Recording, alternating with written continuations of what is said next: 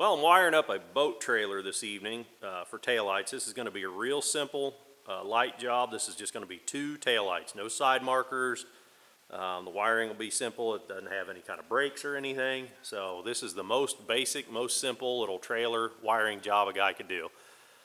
The trailer does not have any wires on it at all right now. It doesn't have lights mounted. I'm going to go ahead and take care of that. You can see I've got the flanges here on the back already. They're welded on and they're already pre-drilled for taillights. This trailer had lights and wires on it. They were in poor condition. I ripped everything off before I painted it. I'm going to take a few minutes here and talk to you guys about why I am doing what I'm doing with this trailer. It's sort of my thought process with the wire. So bear with me. I'm going to try to impart a little knowledge on you. So these taillights are LED taillights from Amazon. It's a cheap pack. I think they're like, I don't know, like 15 or 18 bucks on Amazon. And the reason I picked these lights, for one, I'm trying to get away from incandescent lights. These LED taillights are getting so much cheaper that the incandescents are such a pain in the butt. It seems like you're always fighting loose bulbs or corrosion in the sockets, blown bulbs if you're back in the lake and you forget and you've got a leaky taillight fixture. You forget to unplug your lights and they're hot and you back in the water, you pop a bulb. There you are at the lake now and you're changing a light bulb. Or you unplug your taillights to back in the lake, you forget to plug your taillights in again when you leave and you drive down the road pulling your boat trailer at night, possibly with no taillights because you've forgotten. So for those reasons, I'm going with LED taillights. Mostly because I'm just getting so sick of corrosion in sockets of incandescents and causing me problems. So these are supposed to be sealed up. They're advertised as, you know, waterproof boat trailer lights. I put a set of real similar lights on that boat trailer. They're not sealed up 100%. I ended up drilling one of the lights I noticed had captured some water, and ended up drilling a small, very small hole in the lens of the thing just to let water out. So it's been no trouble at all. I haven't had any you know, corrosion issues or anything out of those taillights. And of course I've only been running them for, you know, about a year, but I'm very happy with them. So that's why we're going with the LED taillights. The other thing you'll notice about these taillights, these have the white ground wire. Some taillights pull their ground through the stud. When I was shopping for lights, I purposely wanted these, the ground wire type. You'll see them if you're hunting around. You'll see some taillights that have a wire, and some that, you know, they'll have the ground wire, and some that just have, you know, the what do you want to call it, trigger wires, function wires. And the reason that I wanted the ground wires on this trailer for this application, because it's only 2 taillights, it's not a big deal for me to run ground wires to each light fixture. And the reason that I want to be sure that, or the reason that I think I'm going to need to run wires to those, is because this is a tilt trailer. The tilt trailers are notorious for causing ground issues. And the way that most trailers work, and the way that, well, we'll look at this one. I believe this one is grounded through the frame. And that's the way that most boat trailers are. So let's follow this wire. Okay, see this white wire coming out of the loom here? It's actually grounded to a bolt on the frame right here. And what that does is, the white wire, when you plug it into the truck, that white socket, when it plugs into the truck, it's plugging into the ground or negative in your truck's system. You know, that goes directly up to the battery, and that pulls negative through that ground, brings it back, and it grounds it to the trailer then through that bolt. So then the trailer frame is grounded then. And then these tail lights pick up ground on the frame. And here you can see that I've got this tail light grounded to the frame right here. And that's great on a trailer with a good solid frame. But the problem that these tilt trailers present is that hinge.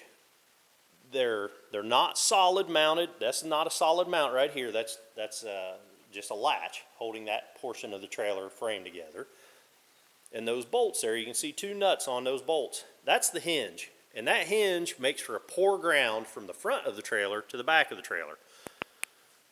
What happens is, if you ground to the frame here, and that hinge is kind of loose and wiggly as you're driving down the road, the connection between the front of the trailer and the back of the trailer, that electrical connection that you need through that hinge, sometimes is not a reliable connection.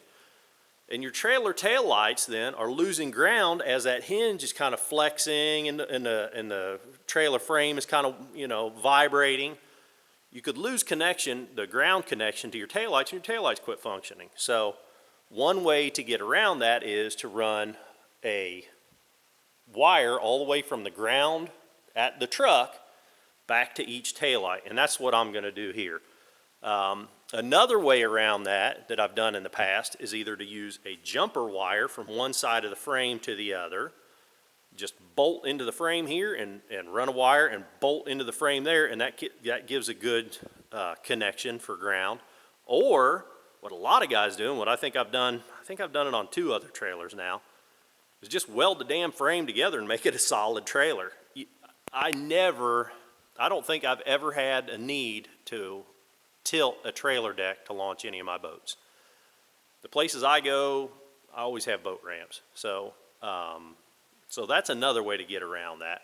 But what I'm going to do is, just for simplicity's sake, I'm going to split my white at the plug, and I'm going to take ground to each of the taillights to make sure that I have a good ground. Ground can be probably the most common reason for faulty lights on a trailer. So other parts of what I'm doing here, this pigtail, you can buy a kit. You can buy kits that come with a tail light, the plug, the wire, everything you need. And sometimes those kits are okay. On a real short trailer, they're sometimes a good deal. But even on a trailer like this is for a 16-foot boat. This is not a real long boat. Even on the 14-foot boat trailers that I've had in the past, some of those kits don't give you enough wire, and you end up splicing on pieces of wire to get, by the time you get all the way from your truck, a little loop of wire, you come down to the frame, and it splits, and it goes 2 ways, and maybe you got to do a little jog here or there. That 12-inch jog, and that 12-inch jog, and that 12-inch jog, and that extra 18 inches, it adds up real quick, and those kits don't always give you enough wire. So I'm saving the plug end off of the old wires that I cut off that trailer, and there's no reason that that won't work just fine for me. If I didn't have that, I'd probably go ahead and buy a pigtail like that off of Amazon for a couple of bucks.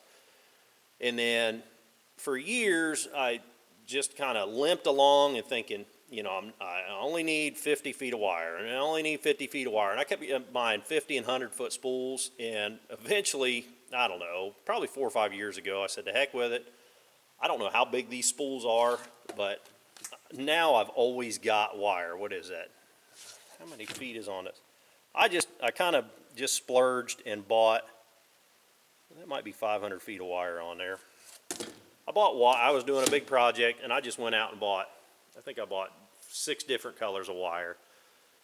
And I'm really glad I did, because now I've always got wire when I need it. I don't have to run out to the store and try to find it, or ordering those kits and always need to splice them anyhow.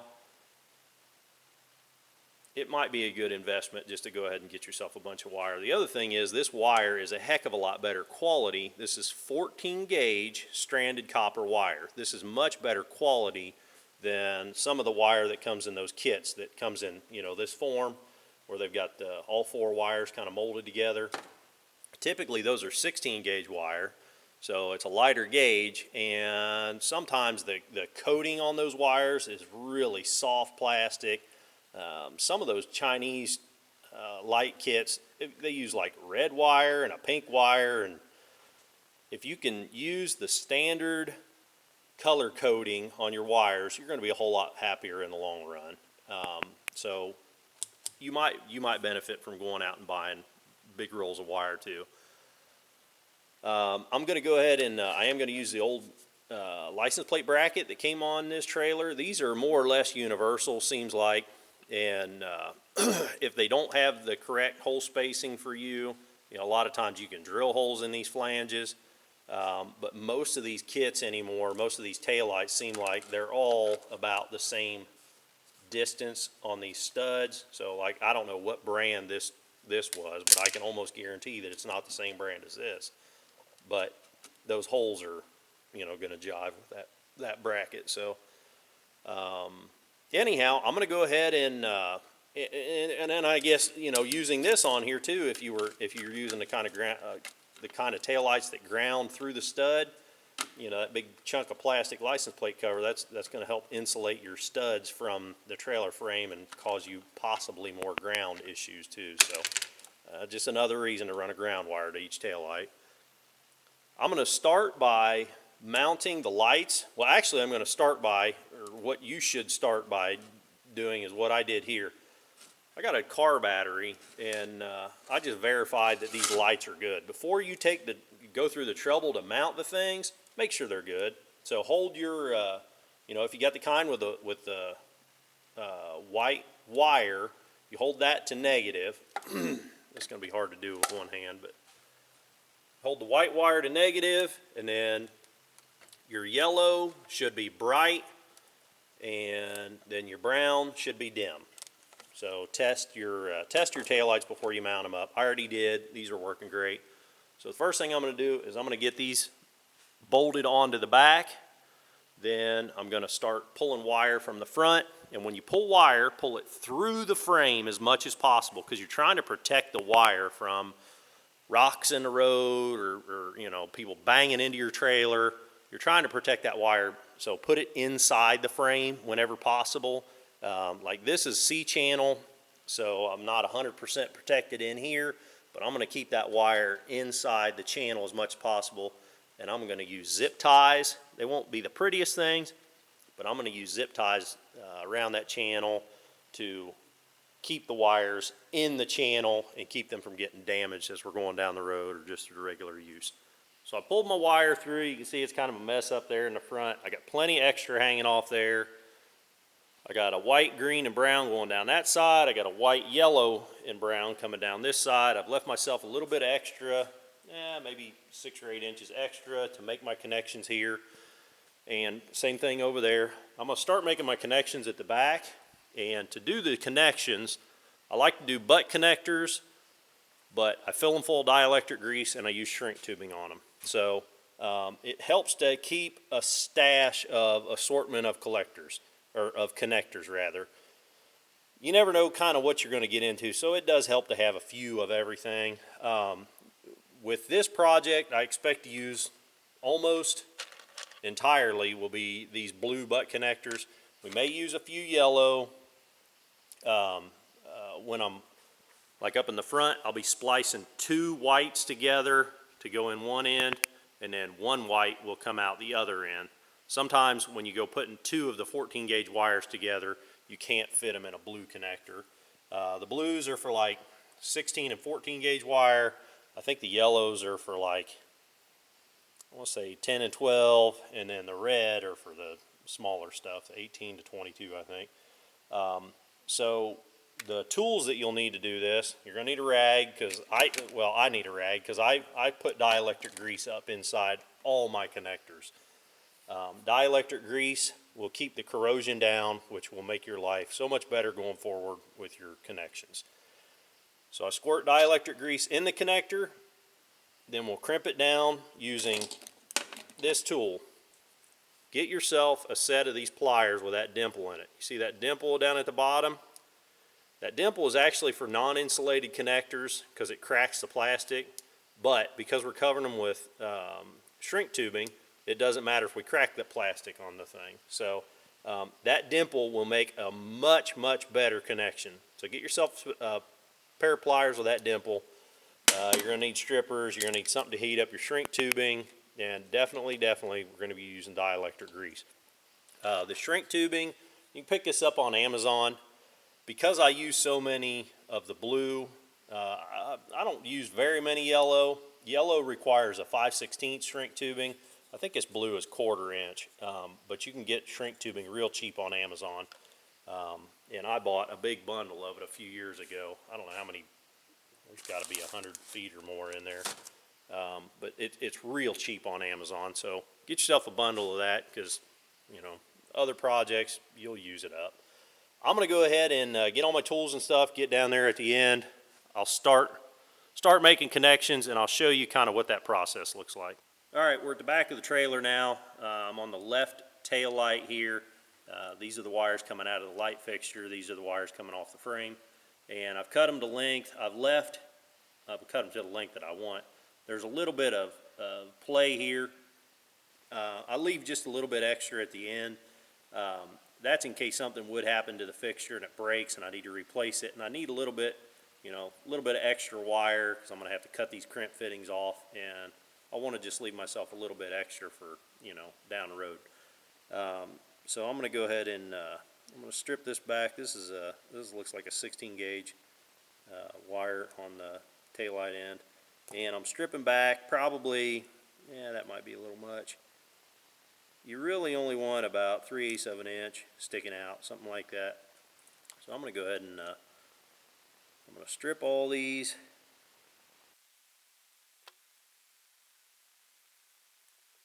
Then I'm going to strip all these, and these again are 14 gauge, but those blue connectors will work just fine. It's 2 different gauges of wire we're putting together here, but it'll be just fine.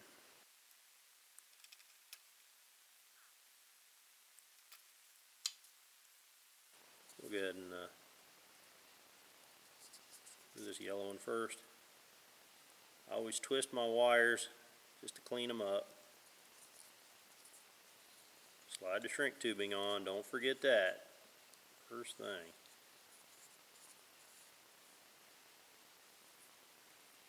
That's a little bit long. It'll be alright. We're using that shrink tubing a little bit long, not a big deal. We'll trim it back up. Show you guys how to do it the right way, and then if you want to modify it, you know, do it a little bit less than perfect, you can do it the way you see fit. I'm going to show you the right way. Okay, now on the end of my dielectric grease tube, I've cut it. You can see how I've got it cut. It's kind of big diameter, and I'll just hold that fitting on there, hold it down tight, and you can see the grease coming up. Well, maybe you can. Hopefully you can see down in there. The grease it's up inside the aluminum portion, the actual crimp portion of the thing.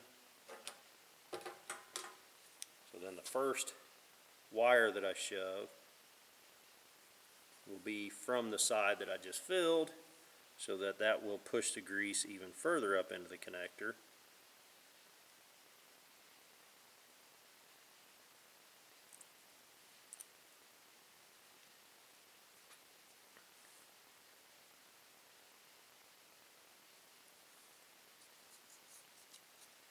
And now the grease is at the end of that blue connector.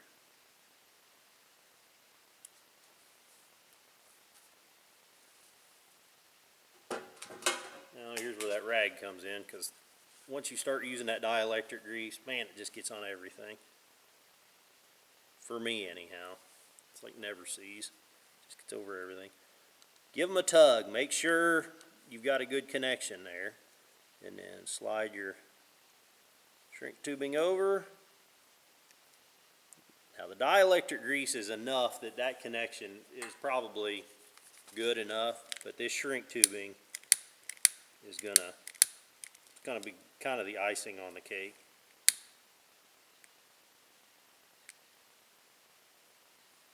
Can you guys see what I'm doing there?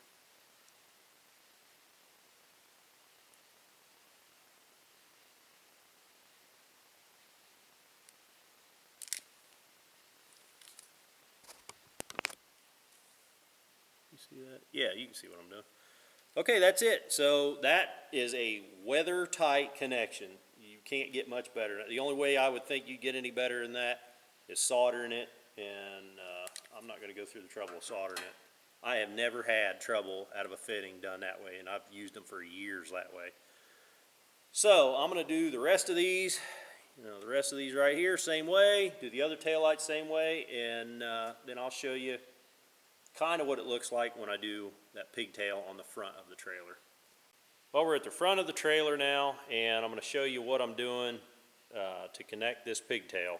For one, you can see that I've cut each wire in this pigtail is cut about an inch and a half different than the others.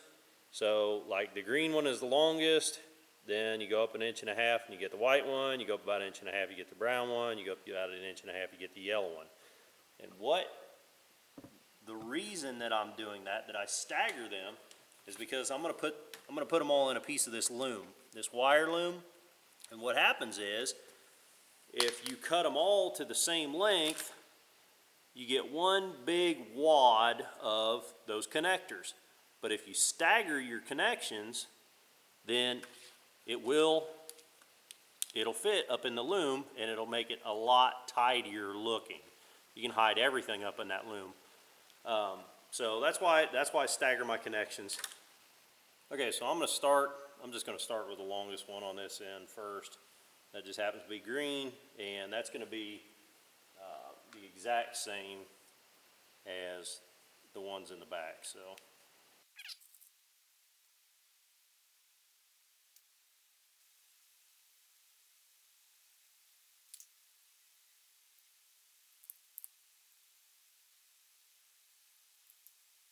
Okay, the next connection coming up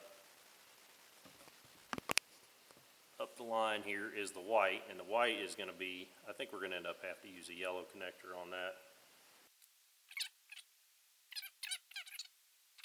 Twist them together. We're going to go with the 5/16 shrink tubing on these.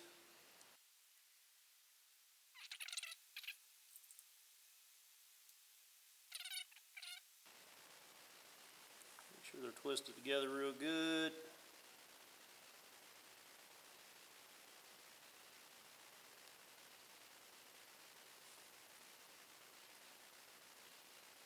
Crimp it down all the way. Good and tight. Give them a tug. If they're going to pull out, you want to pull them out now. Okay, so those are in there, crimped together real well.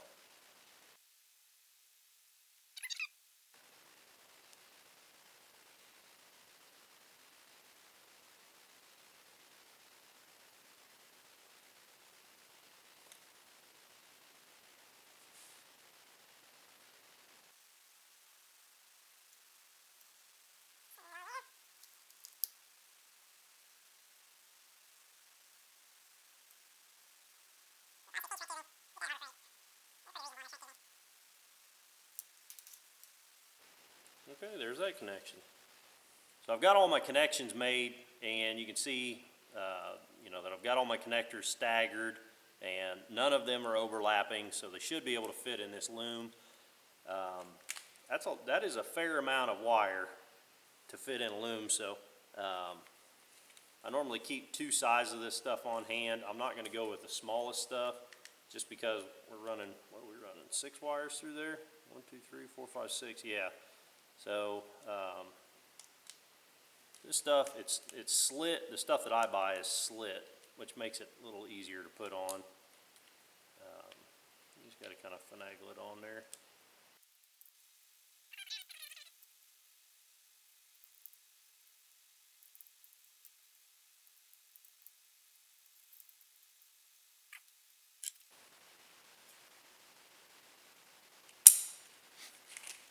Now the best way that I've found to secure this loom is electrical tape. You could maybe try a zip tie, but zip ties are hard on your fingers. You know how they are. They want to cut your fingers all the time, so I would advise against it. Just use a high quality electrical tape, because eventually all electrical tape is going to let go and kind of look like crap. So like this is I think this is Scott Super 33 tape. If you want it to look good, don't pull it and snap it, you know, like so many guys do with their electrical tape. If you want it to look good and hold on there, don't put a whole lot of tension on the tape and cut it, and that'll keep it from wanting to peel off so quickly. I'm gonna put a loop of tape probably about every 4 to 6 inches, you know, just a couple of wraps. And then when we get up here to this end, I might put a zip tie on this end, because you never really reach up in there, and that zip tie will make sure that loom doesn't come off. All right, so we got our wiring all done, and we want to test it to make sure what we did is going to work. So without dragging a truck in here, which would probably be easier, but I got some stuff in the way. I just keep a spare battery laying around in the shop for stuff like this. Put a wire on it, going to the white wire, which is this enclosed one, that's the ground. So ground to negative on the battery, and then we got an alligator clip here. We're going to go to brown with the positive, and brown is running lights. So we'll come back here and we can see that we're lit up real well. Got the tail and the side marker there. So running lights are working great. Then we can come over here and we'll touch the green, and we can see back there. Oh, camera went off. We can see that that's lit up on the right side. And then if we touch the yellow, we can see we're lit up over here on the left side. So our wiring is working just the way it should. I know this was a long one, guys. I know there was a lot of information here that probably you already knew, but I'm just trying to help the next guy, you know, a guy that doesn't have much experience with this sort of stuff. Maybe you picked up some tips here that might help you. That's why I make these videos. I'm just trying to help the next guy. If I did help you, click that thumbs up button. If you want to see more videos of me working on trailers like this in here, or the boat that goes on it, we'll be putting the boat on here tomorrow, and we're going to start working on it. Click that subscribe button. Until the next video, keep on tinkering.